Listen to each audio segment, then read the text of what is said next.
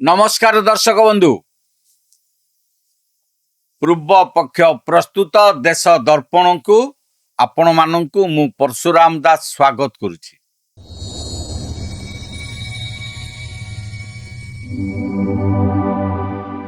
दर्शक बंधु गत किछि दिन हेब आम देशर राजधानी दिल्लीर राजरास्ता रे चलीथिबा किछि विक्षोभ एवं चर्चित घटनावली को नहीं सोशल मीडिया रे बड़ बड़ रोचक खबर एबे भाइराल हेबारे लागिछि। सोशल मीडिया रे दाबी करा जाउछि जे बांग्लादेशर विवादीय एवं कट्टरपंथी संगठन जमात ए इस्लामी दिल्ली रो एही आंदोलन को समर्थन जणाई एक गोपनीय चिट्ठी पठेइछि। सोशल मीडिया रे एही चिट्ठीर स्क्रीनशॉट आसीबा मात्रे जातीय सुरक्षा ठारू आरंभ करी राजनैतिक गलीकंदी पर्यंत सबुठी हईचई सृष्टि हो जाइछि।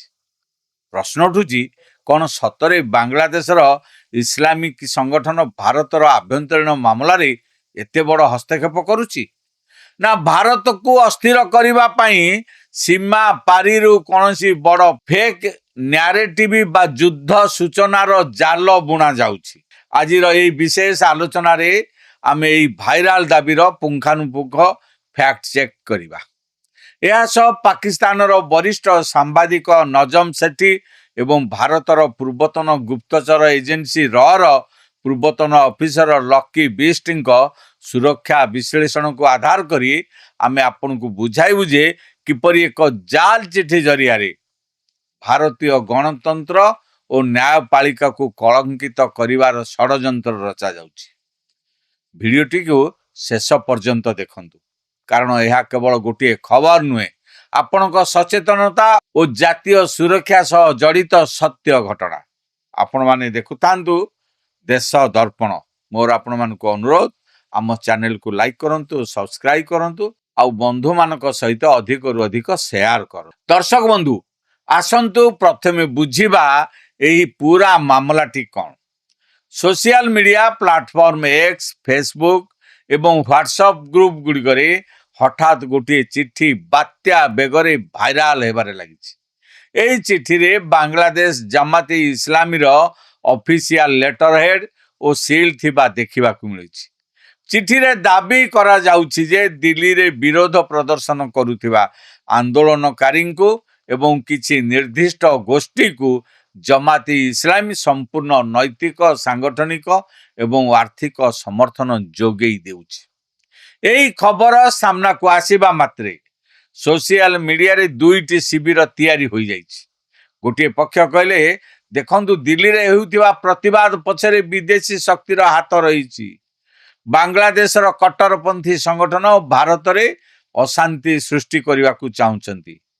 अन्य पक्ष कहले यह संपूर्ण भित्तिहीन एवं भारतर गणतांत्रिक प्रतिवाद को बदनाम करिवा पई एक सुचिंतित अपप्रचार।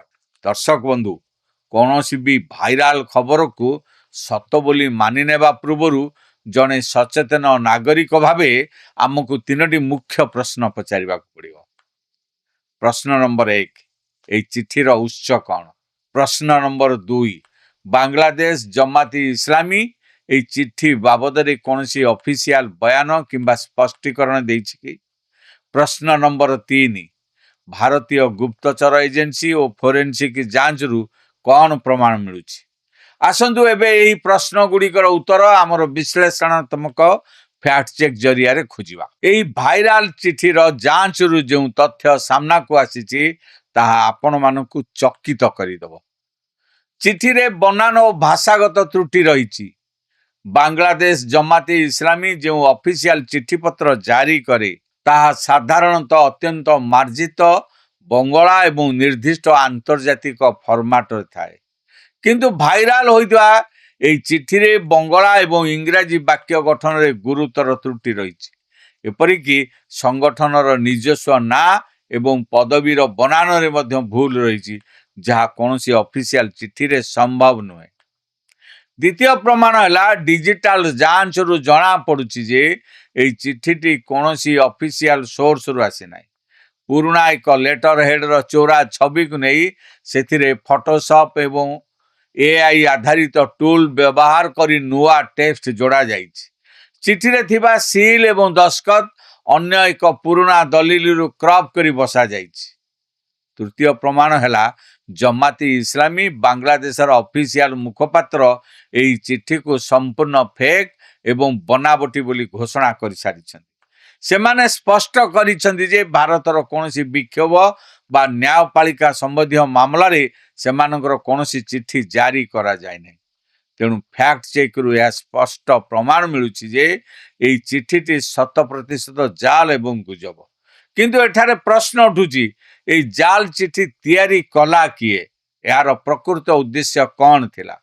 दर्शक बंधु एई घटना को बुझिया को हेले हमकु बांग्लादेशर सांप्रतिक जियो पॉलिटिक्स उपरे नजर पकेबा को हेबो। आपण माने समस्ते जानती गत किछि मास हेबो बांग्लादेश रे बड़ धरणर राजनैतिक अस्थिरता देखा देइछि। शेख हसीनाक सरकार रो पतन परे अंतरीण सरकार गठन होई सारिछि। एही समय बांग्लादेश जमाती इस्लामी जहाँ दीर्घ दिन धरी ब्यान एवं कटकणा भितर थिला सेमाने पुणी थरे राजनैतिक मुख्य स्रोत को आसीबा को चेष्टा करुछन। जमाती इस्लामीर इतिहास सदा सर्वदा भारत विरोधी मनोभाव पई जनाशुना। 1971 रे बांग्लादेश मुक्ति संग्राम समय आरंभ करी आज पर्यंत जमातर आदर्श पाकिस्तान कट्टरपंथी चिंताधारा सह मेल खाए। तेबे एभली एक समय रे जेतेबेले भारत एवं बांग्लादेश मध्य कूटनैतिक तिक्तता ह्रास करने को चेष्टा चली सेतेबेले जमात नाम रे एपरी एक फेक चिठी भारत रे भाइराल हेबा एक गभीर षडयंत्र इंगित देउछि। एही षडयंत्र दुईटी मुख्य लक्ष्य रहिथिबा कुहा जाउछि। प्रथम तो भारतीय साधारण नागरिक मानक मनरे बांग्लादेश एवं सेठाकर वर्तमान स्थिति को नहीं आशंका और क्रोध सृष्टि करिबा।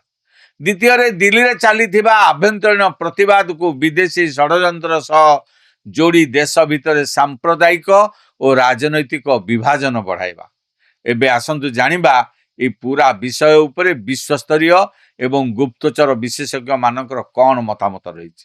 एही समग्र मामला रे पाकिस्तान रो वरिष्ठ सांबादिक नजम सेठी एवं भारतर सुरक्षा विशेषज्ञ तथा पूर्वतन र अफिसर लकी बिस्ट विश्लेषण अत्यंत गुरुत्वपूर्ण।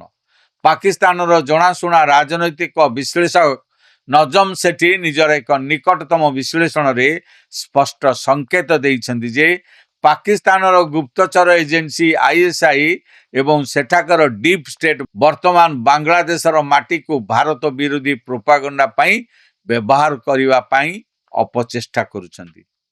नजम सेठी कहिबा कथा हैला पाकिस्तान सीधा सड़क भारत सह युद्ध करने को सक्षम नुहे। तेणु से हाइब्रिड वारफेयर बा प्रॉक्सी वार सहारा नेउछि।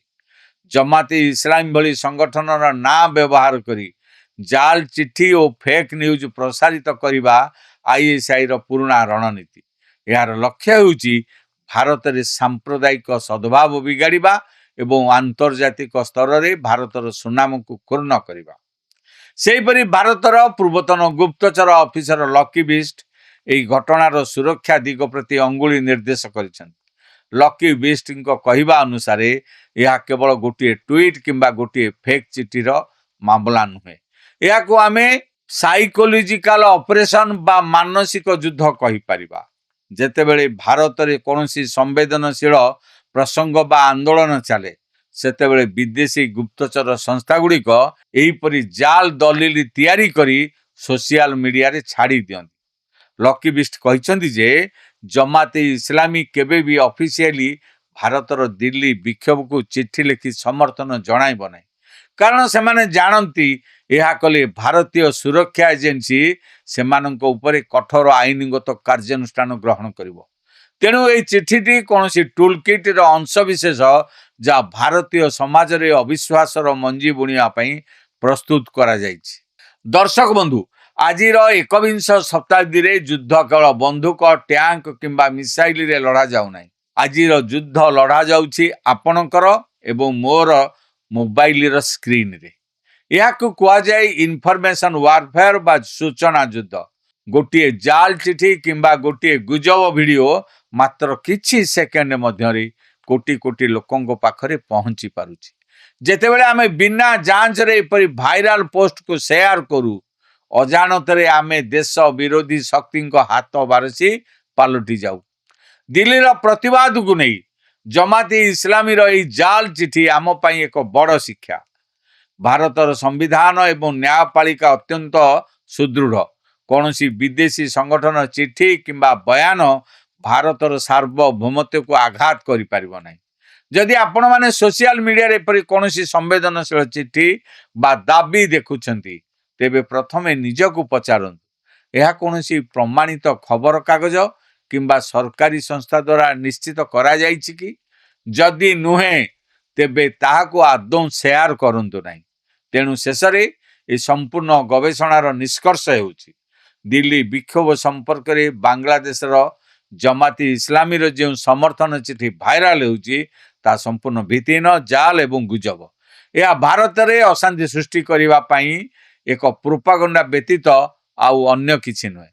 ଗଣମାଧ୍ୟମ ଭାବେ ଆମର କର୍ତ୍ତବ୍ୟ ହେଉଛି ଆପଣଙ୍କ ପାଖରେ ସତ୍ୟକୁ ପହଞ୍ଚାଇବା, ବିନା କୌଣସି ମିଥ୍ୟା ସେନ୍ସେସନରେ। ଆପଣଙ୍କର ଏହି ଭାଇରାଲ ଚିଠି ଏବଂ ସୀମାପାରିରୁ ଚାଲିଥିବା ସୂଚନା ଯୁଦ୍ଧ ସମ୍ପର୍କରେ କ'ଣ ମତାମତ ରହିଛି, ଆମକୁ କମେଣ୍ଟ ବକ୍ସରେ ନିଶ୍ଚୟ ଜଣାନ୍ତୁ। ଯଦି ଆପଣଙ୍କୁ ଆମର ଏହି ଭିଡ଼ିଓଟି ଭଲ ଲାଗିଛି, ତେବେ ତାକୁ ଲାଇକ୍ କରନ୍ତୁ, ନିଜ ବନ୍ଧୁ ଓ ପରିବାର ସହ ସେୟାର କରି ସଚେତନତା ବଢ଼ାନ୍ତୁ ଏବଂ ଏଭଳି ନିରପେକ୍ଷ ଖବର ପାଇବା ପାଇଁ ଆମ ଚ୍ୟାନେଲ ପୂର୍ବପକ୍ଷ ପ୍ରସ୍ତୁତ ବିଶ୍ୱଚକ୍ରବ୍ୟୁହ, ଦେଶ ଦର୍ପଣ ଓ ମଇଦାନକୁ ଏବେ ହିଁ ସବସ୍କ୍ରାଇବ୍ କରିନିଅନ୍ତୁ। ଆଉ ଗୋଟିଏ କଥା, ଆପଣମାନଙ୍କ ମଧ୍ୟରୁ ଅନେକ ଆମ ଭିଡ଼ିଓ ଦେଖୁଛନ୍ତି ସତ, କିନ୍ତୁ ସବସ୍କ୍ରାଇବ୍ କରୁନାହାନ୍ତି। ତେଣୁ ଅନୁରୋଧ କରୁଛି, ଆପଣମାନେ ସବସ୍କ୍ରାଇବ୍ କରି ଆମ ପୁରା ଟିମ୍କୁ ଉତ୍ସାହିତ କରନ୍ତୁ। ଫେସବୁକ୍ରେ ମଧ୍ୟ ଆମ ସହ ଯୋଡ଼ି ହୁଅନ୍ତୁ। ପୁଣି ଦେଖା ହେବ ଏକ ନୂଆ ବିଶ୍ଳେଷଣ ସହ। ସେ ପର୍ଯ୍ୟନ୍ତ ମୋତେ ବିଦାୟ ଦିଅନ୍ତୁ। ରହୁଛି, ନମସ୍କାର। ମନ କହୁଛି କିଛି ନୂଆ କରିବା ପାଇଁ, ହେଲେ ପାଖରେ ସମ୍ବଳ ନାହିଁ। ତେବେ ବ୍ୟସ୍ତ ହୁଅନ୍ତୁ ନାହିଁ, ମଧୁଲିକା ଏଣ୍ଟରପ୍ରାଇଜେସ୍ ଏବେ ବୁଝିବ ଆପଣଙ୍କ ମନ କଥା। କ୍ଷୁଦ୍ର ଶିଳ୍ପ ଠାରୁ ନେଇ ମଧ୍ୟମ ଶିଳ୍ପ ପାଇଁ ସୁଲଭ ମୂଲ୍ୟରେ ଯୋଗାଇ ଦେବ ସମସ୍ତ ପ୍ରକାର ମେସିନ୍ ଓ ର ମ୍ୟାଟେରିଆଲ, ଯାହାକୁ ନେଇ ଆପଣ ସହଜରେ ଆରମ୍ଭ କରିପାରିବେ ନୂଆ ଏକ ବ୍ୟବସାୟ। ଅଧିକ ଜାଣିବା ପାଇଁ ଆଜି ହିଁ କଲ୍ କରନ୍ତୁ।